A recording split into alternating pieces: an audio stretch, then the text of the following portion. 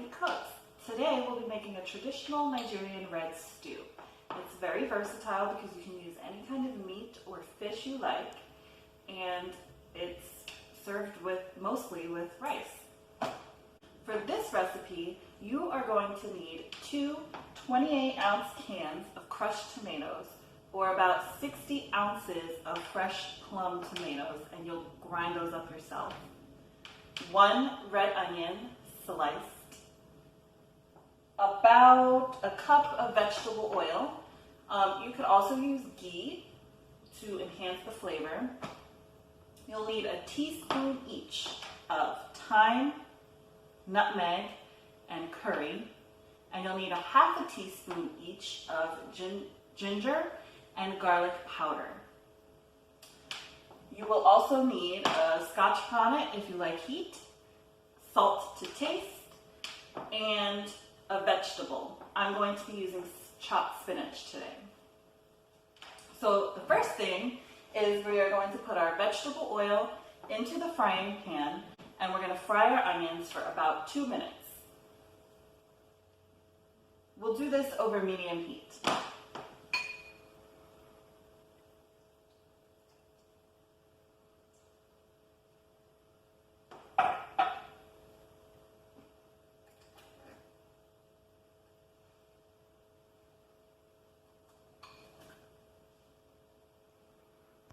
If you're going to be using meat, you'll want to do a little bit of preparation before you start actually cooking your stew.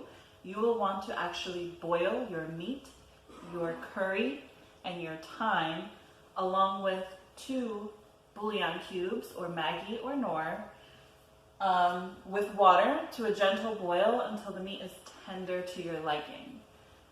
The stock from that boiling will be used later on, and the meat will also go into the stew. Today, like I said, I am not doing that. I am just using shrimp, and I've added my cubes to my spices. I'm getting a little controversial today because I actually am using 2 knorr cubes and 1 maggi cube.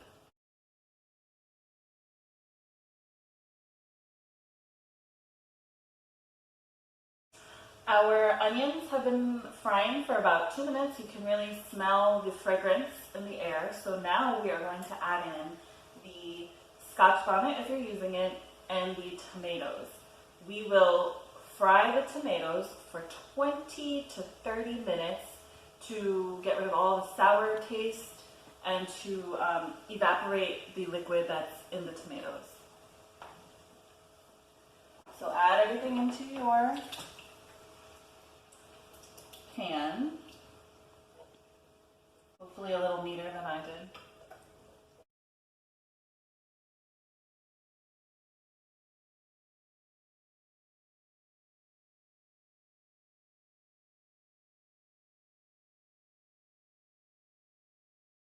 So once you add in your tomatoes with the frying onions, you're going to just stir it all together. And like I said before, you're going to cook it for about 20 to 30 minutes.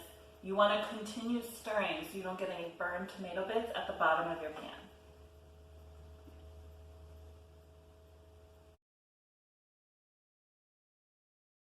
As you can see, there's quite a bit of liquid in the mixture of the tomato mixture with the oil.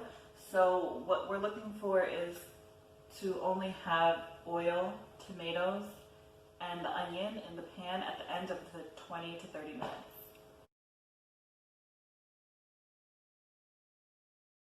So my tomatoes have been frying in the onion oil for about 30 minutes.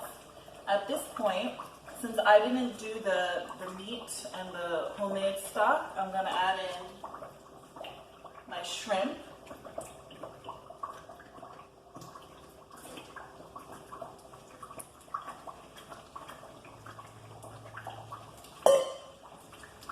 And all of my spices.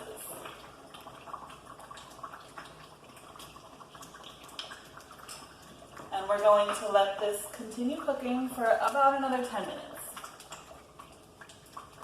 I'm also going to add in about a cup of broth because I didn't make my own.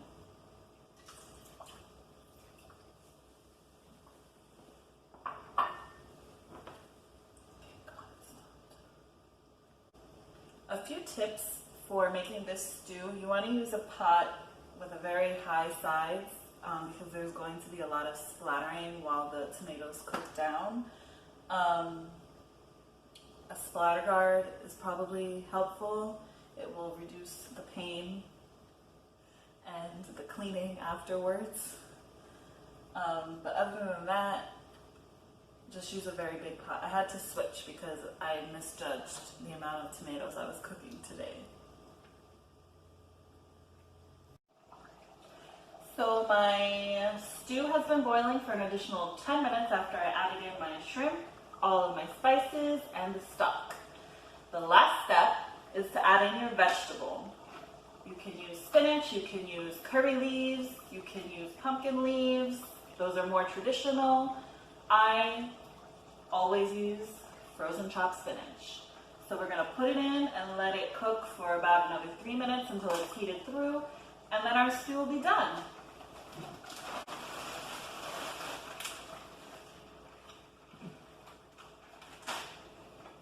Give everything a good stir.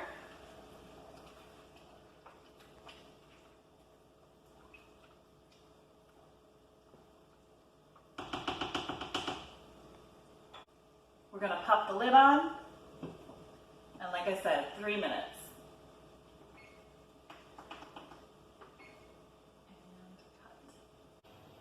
So I boiled up some rice, and let's taste our stew.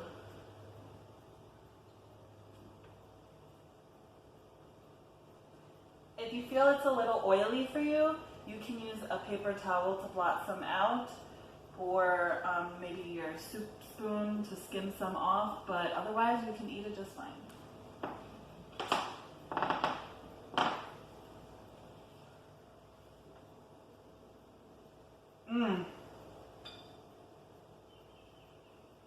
I really outdid myself with this one.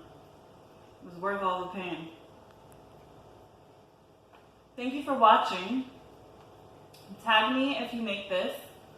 Follow me on Instagram at NigerWifeyCooks. And don't forget to subscribe. Bye. Niger Wifey is ready to cook. Ingredients are not in the book. Traditionally, ingenious wakis. Occasionally, follow grab a piece. Innovative cooking. Finger licking looking. Yummy.